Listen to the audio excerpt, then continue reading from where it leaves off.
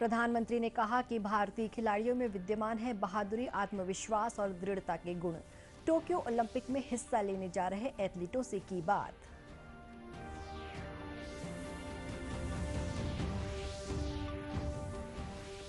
देश में अब तक 38 करोड़ से अधिक लोगों का वैक्सीनेशन। रायपुर में कोरोना जांच बाधित करने वालों पर होगी एफआईआर।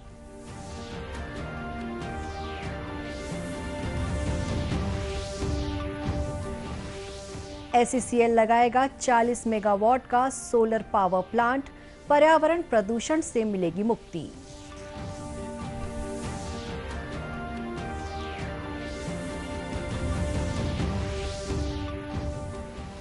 और यात्रियों को बड़ी राहत, 15 दिनों से चल रही बस संचालकों की हड़ताल समाप्त।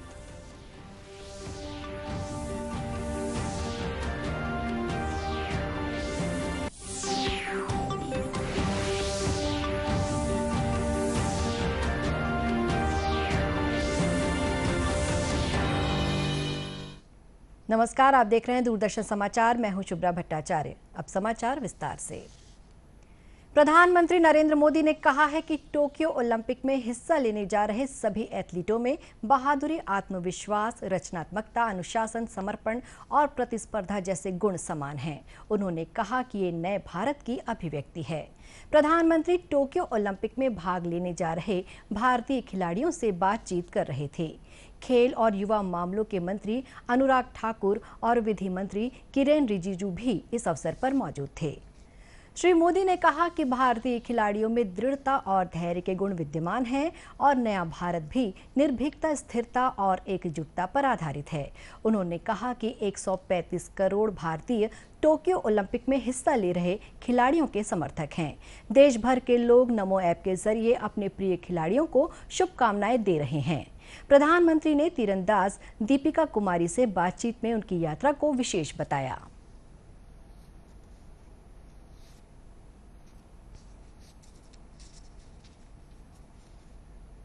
आपकी चर्चा हो रही है, अब आप रैंकिंग में वर्ल्ड नंबर 1 हो गई हैं।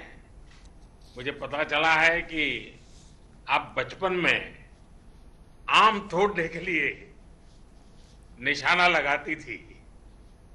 आम से शुरू हुई आपकी यात्रा बहुत खास है। अपनी इस यात्रा के बारे में देश बहुत कुछ जानना चाहता है। अगर आप कुछ बताएं तो अच्छा होगा। मेरी यात्रा बहुत अच्छी रही सर, स्टार्टिंग से ही। आम मुझे बहुत पसंद था, इसलिए स्टोरी पर ही। बट मैंने बैम्बू ब्रो से स्टार्ट किया था और फिर धीरे धीरे मैं मॉडर्न बो पे आई थी सर। बहुत अच्छी रही। स्टार्टिंग में थोड़ा सा स्ट्रगल हुआ था बिकॉज फैसिलिटीज वहाँ अच्छी नहीं थी। उसके बाद एक साथ आर्चरी करने के बाद काफी अच्छी फैसिलिटीज मिली सर और काफी अच्छे कोच भी मिले मुझे। दीपिका जी, जब आप सफलता के इतने शिखर पर पहुंच जाते हैं तो लोगों की आपसे अपेक्षाएं भी बढ़ जाती हैं। अब सामने ओलंपिक जैसा सबसे बड़ा इवेंट है, तो अपेक्षाओं और फोकस के बीच आप संतुलन कैसे बना रही हैं? सर उम्मीदें तो है, लेकिन सबसे ज्यादा उम्मीदें खुद से होती है और हम यहीं पे फोकस कर रहे हैं कि जितना भी ध्यान है अपने प्रैक्टिस पे हो और कैसे मुझे परफॉर्म करना है, इस चीज पे मैं सर ज्यादा फोकस कर रही हूँ। चलिए, आपको बहुत बहुत बधाई कि आपने विषमताओं में हार नहीं मानी। आपने चुनौतियों को ही ताकत बना लिया है। और मैं देख रहा हूं कि स्क्रीन पर मुझे आपके परिवारजन भी दिखाई दे रहे हैं। मैं उनको भी नमस्कार करता हूं। देश को पूरा भरोसा है कि आप ओलंपिक में भी ऐसे ही देश का गौरव बढ़ाएगी। आपको मेरी ढेर सारी शुभकामनाएं। Thank you sir.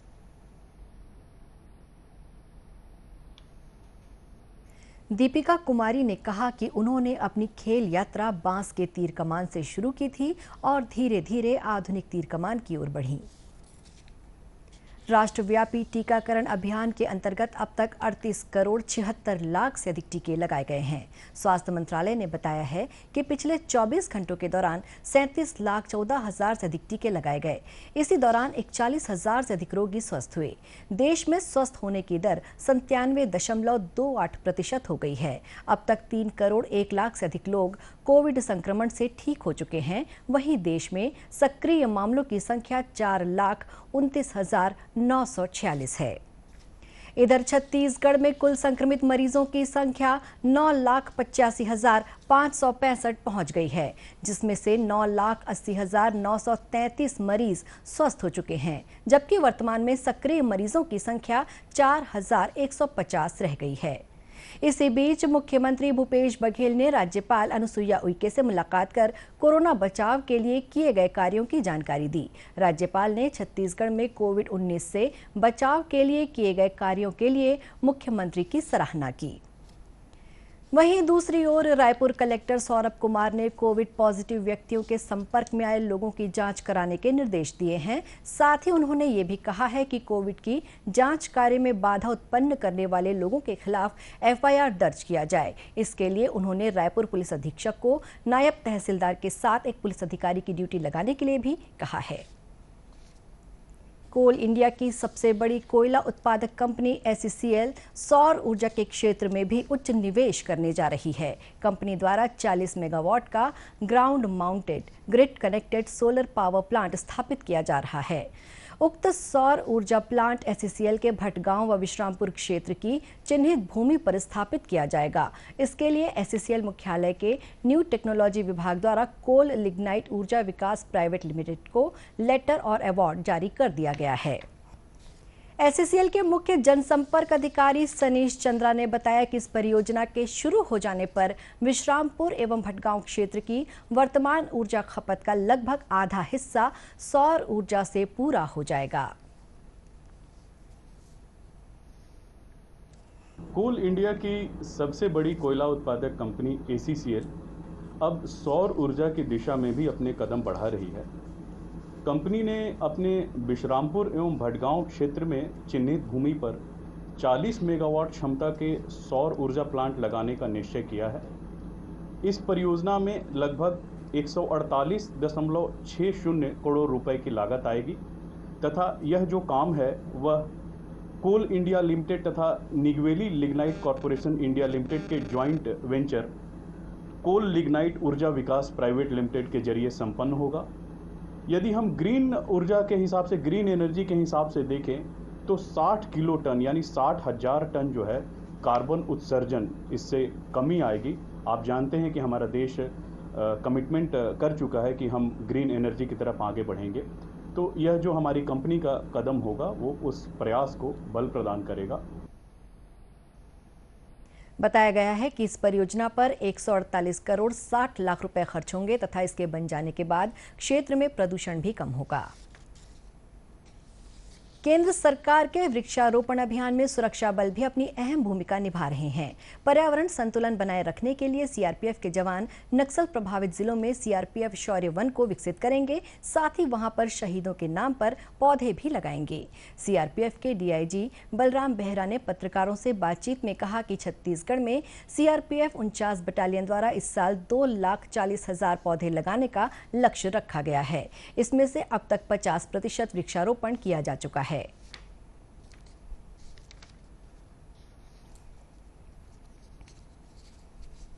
छत्तीसगढ़ में उसमें से जबकि लक्ष्य 1,22,500 था,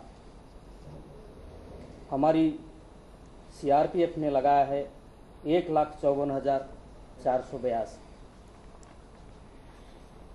2021 में हमारी लक्ष्य है, सारे केंद्रीय पुलिस बल का लक्ष्य है 1 करोड़ पौधे लगाने के लिए। उसमें से छत्तीसगढ़ में 2,40,000 पौधे लगाने का लक्ष्य रखा गया है। जहाँ जहाँ हमारी हमारे जवान शहीद हुए हैं, शहीदों के नाम पे हमने एक एक भाटिका लगाने के लिए, वन बनाने के लिए या एक गार्डन बनाने के लिए हमें आदेश मिली हुई है और हमारी फोर्स उसके लिए तैयार कर रहे हैं। कुछ जगह में लग चुकी है, कुछ जगह में लगने का बाकी है। बताया गया है कि पिछले साल सीआरपीएफ द्वारा 1,22,000 के लक्ष्य से अधिक 1,54,000 वृक्षारोपण किया गया था। महासमुंद जिले का पचरी गांव जागरूकता की नई मिसाल पेश कर रहा है। यहां के लोग पर्यावरण संरक्षण और बेटी बचाओ बेटी पढ़ाओ के उद्देश्य को लेकर आगे बढ़ रहे हैं। जिले से 45 किलोमीटर दूर बसे इस गांव की आबादी लगभग 3,000 है। कोरोना की दूसरी लहर में इस गांव के 15 लोग बीमार हुए और बाद में स्वस्थ हो गए, लेकिन ऑक्सीजन की कमी से देश में हो रही मौतों ने गांव के लोगों को झकझोर कर रख दिया। गांव की सरपंच ने इन मौतों से सबक लेते हुए पर्यावरण के प्रति लोगों को जागरूक करने के लिए मिनी माता हरियाली नाम की योजना बनाई और गांव में पौधे लगाने का काम शुरू किया। वहीं गांव के किसी भी परिवार में बेटी के जन्म होने पर बच्ची के नाम 5,000 रुपए 18 साल के लिए फिक्स करने की भी योजना चलाई जा रही है। साथ ही नवजात बच्ची के माता पिता को 2 फलदार और छायादार पौधे भी दिए जा रहे हैं। सरपंच हेमलता डड़सेना का कहना है कि ऐसा इसलिए किया गया है क्योंकि इससे एक और जहां गांव में हरियाली आएगी, वहीं बेटी बचाओ बेटी पढ़ाओ अभियान को भी बढ़ावा मिलेगा।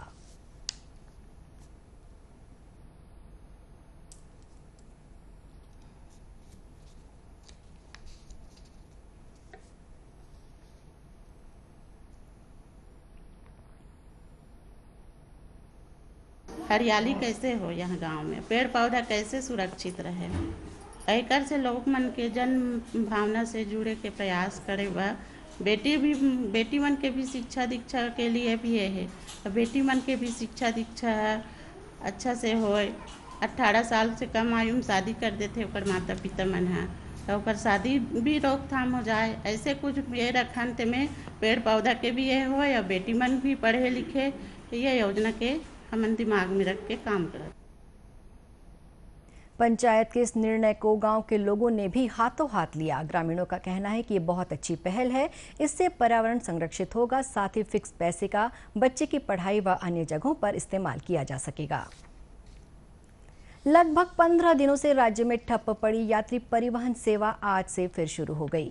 परिवहन मंत्री मोहम्मद अकबर ने यातायात महासंघ के पदाधिकारियों को उनकी मांगों पर विचार करने का आश्वासन देने के बाद इसकी घोषणा की। बस किराए में वृद्धि सहित अन्य मांगों को लेकर यातायात महासंघ ने प्रदेश की सभी 12,000 यात्री बसों के पहिए जाम कर दिए थे। बसों का संचालन बंद होने से लोगों को भारी परेशानी का सामना करना पड़ रहा था। परिवहन मंत्री मोहम्मद अकबर ने बताया कि छत्तीसगढ़ यातायात महासंघ के पदाधिकारियों से सौहार्दपूर्ण वातावरण में चर्चा हुई। यातायात महासंघ ने जो मांगे प्रस्तुत की थी उस पर राज्य सरकार की ओर से सहानुभूतिपूर्वक विचार करने का निर्णय लिया गया।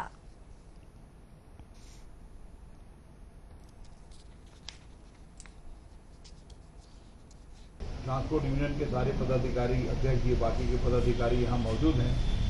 तो राज्य सरकार ने अनुरोध किया है कि आप संचालन प्रारंभ करें और आपकी मांगों पर सहानुभूतिपूर्वक विचार किया जाएगा। अब इसमें बड़ी प्रसन्नता की बात यह है कि राज्य सरकार पर भरोसा करते हुए और इन्होंने अपने जो इनका जो स्ट्राइक था, लगातार संचालन ये बंद जो करने की बात कर रहे थे, उसको इन्होंने अपने आह्वान को वापस ले लिया है और कल से बसों का संचालन प्रारंभ हो जाएगा।